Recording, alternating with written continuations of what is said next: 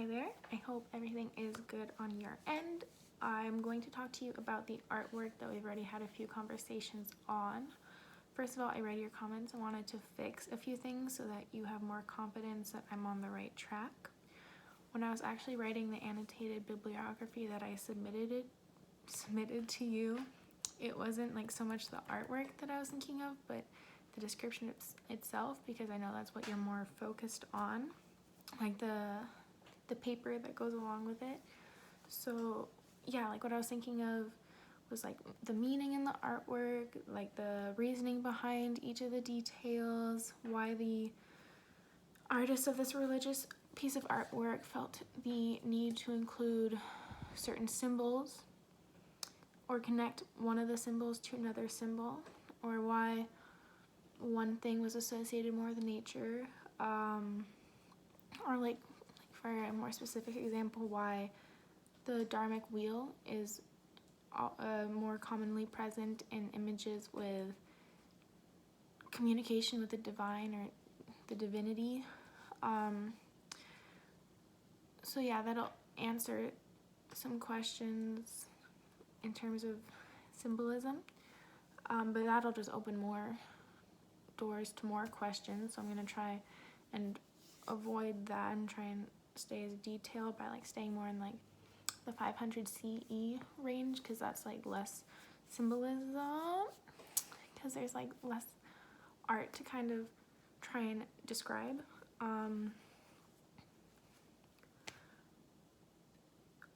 Another big thing is how everything important was in art, like not just in scripture, because like when Christianity popped up, some people didn't even believe in having idols or worshiping statues, because like that wasn't actually considered worshiping God. It was just worshiping a statue, so it was like kind of blasphemy. So it wasn't as important for statues as it was as like they were in Buddhism and Hinduism, especially with like meditation and focusing on something. So I want to know like kind of the social significance of having that to focus on. Like especially with Hinduism, the belief in like Shiva, meditation, that was already practiced, and finding animals to be of religious significance, and non-cruelty beliefs were already expressed through art. But then like when Buddhism also came around, how the same things were also expressed in art, because like it wasn't just because of the religion, but because of the social effect that Hinduism had already had, that caused for like the same kind of things to be depicted in Buddhist art. So it's not so much that I'm trying to compare Hinduism and Buddhism anymore, because I realize it's not the best option, because this is a Buddhism course. So it's going to be more 3/4 Buddhism and a lot less Hinduism, just so that I can find, like the only reason I'm still adding Hinduism is so I can still find the social reasonings for each thing that popped up in Buddhist art and that kind of thing. Another thing I wanted to look at more was things like the lotus flower and mandalas, both present in Hinduism and Buddhism, and like the whole beauty in flowers. But like what about rice, you know? Because rice isn't really as popular in art, but it also, like in symbolism, even in the scriptures, like Buddhist scriptures, writings, like you don't see any more about like a flower than you do about rice, but the lotus flower became so much more represented, even though rice also does grow from mud, but you would think that there's more purpose to that because it's actually like sustaining.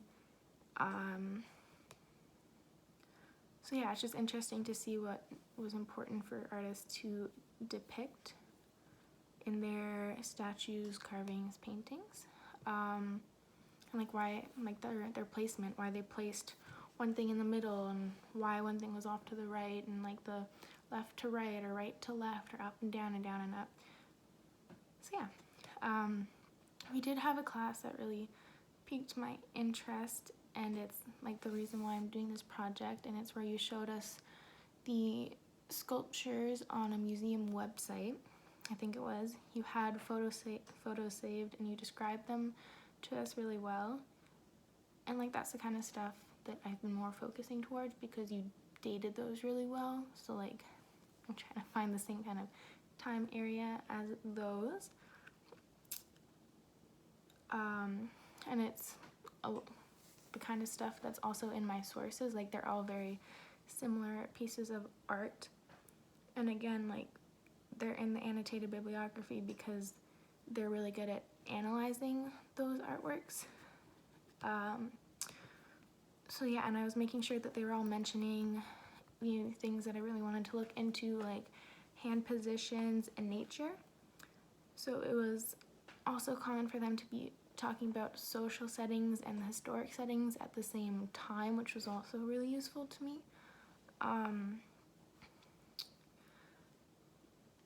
But yeah, like as I said earlier, everything will be more descriptive than comparative because it's not Hinduism in relation to Buddhism course, it's a Buddhism course.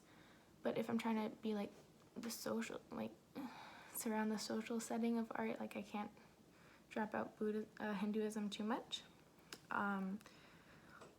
So there will still be some comparisons and differences, obviously, so I can really like point out what changed when Buddhism got its like footing in the India area. But mostly I'm gonna be talking about